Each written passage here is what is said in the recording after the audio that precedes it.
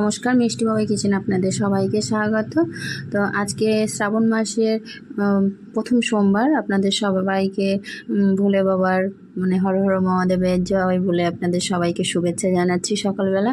তো সকালবেলা আমি যখন ঘুম থেকে উঠেছি, মা দেখছি সমস্ত কাজকর্ম সেরে স্নান টান করে ঠাকুর ঘরে চলে গিয়েছে। তাও আমি একটু স্নান করে নিলাম। তো আজকে সোমবার করবো, একটু শিবের মাথায় জল ঢালবো। তো স্নান টান করে আমি যখন ঠাকুর ঘরে গেলাম, মা মঙ্গল আরতি করছে।